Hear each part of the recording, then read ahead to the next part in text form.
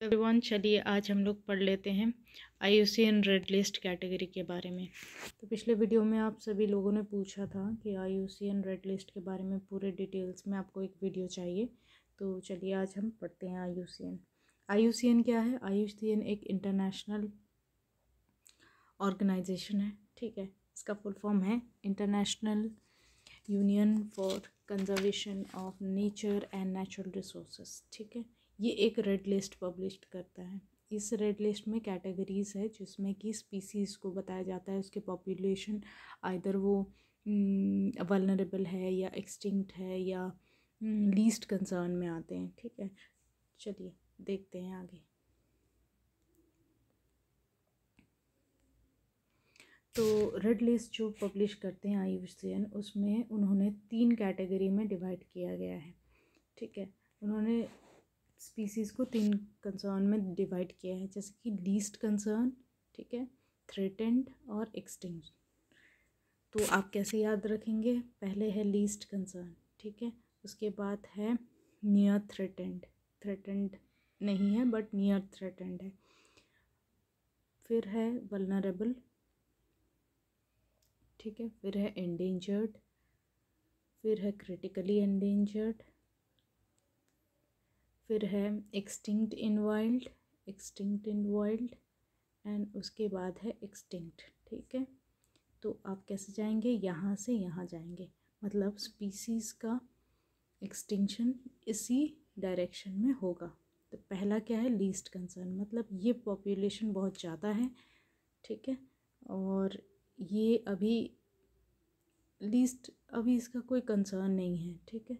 और यहाँ जो है, जो स्पीसीज़ CR की कैटेगरी में है, ठीक है, जिसकी CR की कैटेगरी में है, ये स्पीसीज़ काफ़ी मात्रा में ये एक्सटिंक्शन होने वाले हैं। तो इसको हम लोगों को प्रोटेक्ट करके रखना है, ठीक है। तो चलिए आज मैं बता दूंगी आप लोगों को डिफरेंट स्पीसीज़ के बारे में जो कि क्रिटिकली एंडेंजर्ड है, ठीक है। क्रिटिकल एंडेंजर्ड सबसे इम्पॉर्टेंट यही है, क्योंकि यहाँ पे आप लोगों को इसको कंजर्व करके रखना है, ठीक है। बहुत सारे वाइल्ड लाइफ सेंचुरी, बहुत सारे नेशनल पार्क्स इसी के लिए डेवलप किए गए हैं ताकि हम इसको कंजर्व करके रख सकें। जैसे कि डायनासोर्स, पहले ये डायनासोर्स होते थे, लेकिन इनकी some kind of natural calamity और some kind of habitat loss होने के कारण ये आज एक्सटिंक्ट हो गए। लेकिन अभी कुछ स्पीसीज़ हैं जो क्रिटिकली एंडेंजर्ड कैटेगरी में हैं, तो उनको हमें प्रिजर्व करना है सो दैट हम फ्यूचर में भी उसके पॉपुलेशन को बढ़ा सकें, ठीक है। चलिए देखिए, सबसे इम्पोर्टेंट है पहला वाला ग्रेट इंडियन बास्टर्ड, ठीक है। तो ग्रेट इंडियन बास्टर्ड जो है, देखिए कैसा दिखता है ग्रेट इंडियन बास्टर्ड, ठीक है। ये कहाँ कहाँ पाया जाता है? ये इंडिया, पाकिस्तान, ये सब एरिया में पाया जाता है। नेक्स्ट है लियोपार्ड, ये है मलबार लार्ज स्पॉटेड सीवेट, फिर है राइनासोर्स, ठीक है, ये सब है।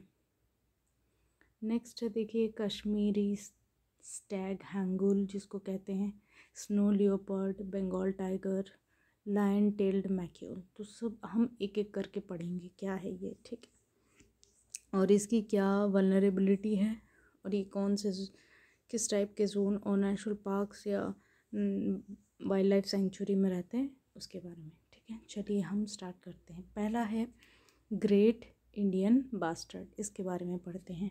ये जनरली इंडिया और पाकिस्तान में पाया जाता है, ठीक है। और इनकी कैटेगरी अभी आती है क्रिटिकली एंडेंजर्ड में, ठीक है, क्रिटिकली एंडेंजर्ड की कैटेगरी में आती है। तो ये अभी जनरली पाया जाता है पंजाब, हरियाणा, यूपी, मध्य प्रदेश, छत्तीसगढ़, महाराष्ट्र, कर्नाटका, तमिलनाडु। तो इनकी पॉपुलेशन क्यों कम हो रही है? क्योंकि ज़्यादातर लोग ये हंटिंग और गैदरिंग में इसको मार देते हैं या इसके हैबिटेट को प्रोटेक्ट नहीं हो पा रहा है इसी वजह से, ठीक है। तो ये क्रिटिकली एंडेंजर्ड के कैटेगरी में है। तो IUCN ने इसको क्रिटिकली एंडेंजर्ड की कैटेगरी में रखा है, ठीक है। चलिए नेक्स्ट है लियोपर्ड। लियोपर्ड कहाँ पाया जाता है? लार्जली ये सहारा अफ्रीका में पाया जाता है, ठीक है। और इनकी पॉपुलेशन का जो कैटेगरी है वो है वल्नरेबल, ठीक है। वल्नरेबल कैटेगरी में ये आते हैं, वल्नरेबल कैटेगरी में, ठीक है। तो ये जनरली इंडिया में साउथ ईस्ट एशिया में पाए जाते हैं, मतलब केरला, ठीक है, केरला के साउथ ईस्ट में पाए जाते हैं, ठीक है। केरला हो गया, फिर आपका हो गया तमिलनाडु, ठीक है, ये सब जगहों में पाए जाते हैं। तो ये इनकी भी ज़्यादातर लाइफ थ्रेटेंड है, और इनके थ्रेटेंड होने का मतलब है इनकी हैबिटेट लॉस हो रही है, ठीक है। नेक्स्ट हम पढ़ते हैं, वो है मलबार लार्ज स्पॉटेड सीवेट। ये जनरली क्रिटिकली एंडेंजर्ड स्पीसीज़ है, ठीक है। तो ये मलबार कोस्ट केरला में और कर्नाटका में पाए जाते हैं, केरला और कर्नाटका।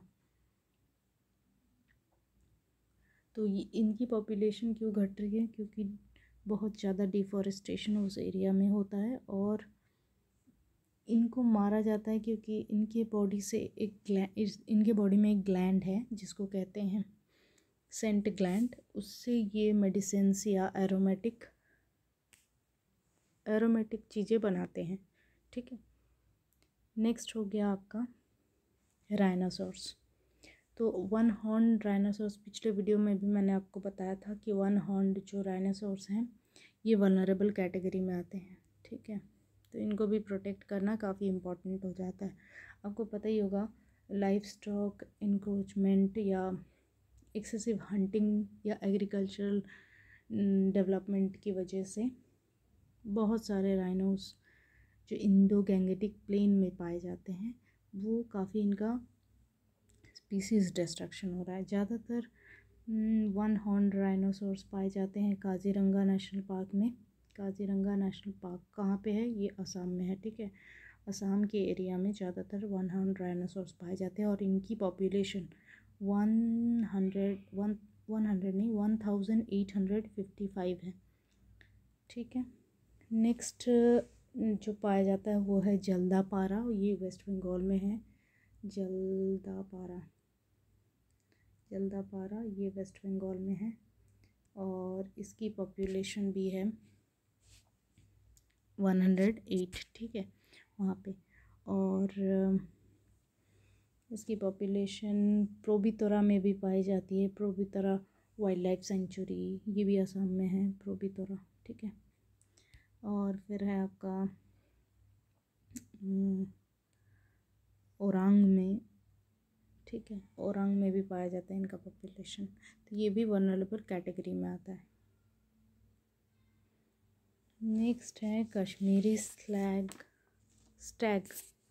इसको कहते हैं हंगूल, ठीक है। ये जनरली मिलता है इनको कश्मीरी वैली में, और ये क्रिटिकली एंडेंजर्ड स्पीसीज़ हैं। इनकी पॉपुलेशन 237 है 2019 के डेटा के हिसाब से, ठीक है। 2019, ठीक है, 2K19 में इनकी पॉपुलेशन काउंट की गई थी, और ये पाया गया 237 ओनली। तो ये प्रोटेक्टेड है दचिंगाम नेशनल पार्क में, जो कि जम्मू एंड कश्मीर में है। कहाँ है? दचिंगाम नेशनल पार्क, ठीक है, ये जम्मू एंड कश्मीर में है। यहाँ इनकी ओवर ग्रेजिंग ज़्यादा होती है, ठीक है, हैबिटेट डिस्ट्रक्शन हो रहा है, इसकी वजह से यहाँ भी ये प्रोटेक्टेड नहीं है। नेक्स्ट है आपका स्नो लियोपार्ड, ठीक है। ये कहाँ पाया जाता है? इसकी कैटेगरी भी वल्नरेबल कैटेगरी में आती है, ठीक है, वल्नरेबल। तो इसको भी प्रिजर्व करना काफ़ी इम्पोर्टेंट हो गया है। ये पाया जाता है जम्मू एंड कश्मीर, ठीक है, लद्दाख, उत्तराखंड, हरियाणा, हिमाचल प्रदेश, सिक्किम, अरुणाचल प्रदेश, ठीक है, ये सब जगह में ये पाए जाते हैं। और इनकी भी डिस्ट्रक्शन हो रही है because of poaching, illegal trade off skins. और इनकी अभी पॉपुलेशन है फ़िलहाल वो है 7,500। ठीक है, सॉरी 75,000 है। ठीक है, 75,000 है इनकी पॉपुलेशन। नेक्स्ट है बंगाल टाइगर। बंगाल टाइगर भी पोचिंग, फ्रेगमेंटेशन ऑफ हैबिटेट की वजह से काफ़ी प्रॉब्लम में है। इनकी भी हैबिटेट डिस्ट्रक्ट हो रही है और ये इंडेंजर्ड कैटेगरी में है। ठीक है, इंडेंजर्ड। और ये जनरली पाया जाता है मानस नेशनल पार्क में और ये है आसाम में। ठीक है, वेस्ट बंगाल में भी हज़ारीबाग वाइल्ड लाइफ सेंचुरी में पाया जाता है। नेक्स्ट हो गया आपका लायन टेल्ड मैकाक्यू। ठीक है, इसको old monkey, old world monkey भी कहा जाता है और ये इंडेंजर्ड स्पीसीज़ है। ठीक है, ये तमिलनाडु, केरला, कर्नाटका, ये सब एरिया में पाए जाते हैं। इनकी हैबिटेट लॉस भी इसीलिए हो रही है क्योंकि वहाँ ज़्यादा एग्रीकल्चर होता है, टी, कॉफ़ी, टीक। ठीक है, ये सब का इसकी वजह से वहाँ भी इनकी हैबिटेट लॉस हो रही है। ठीक है, ये जनरली प्रिजर्व्ड कहाँ है? Silent valley national park, silent valley national park. ठीक है, वो कि केरला में है। और भी बहुत सारे जैसे कि पेरियार नेशनल पार्क, वहाँ भी ये कंजर्व्ड है। ठीक है, चलिए IUCN के बारे में आपको पता चल गया और इंडिया में भी आपको पता चल गया कि किस टाइप के स्पीसीज़ कैसे कैसे कंजर्व्ड है।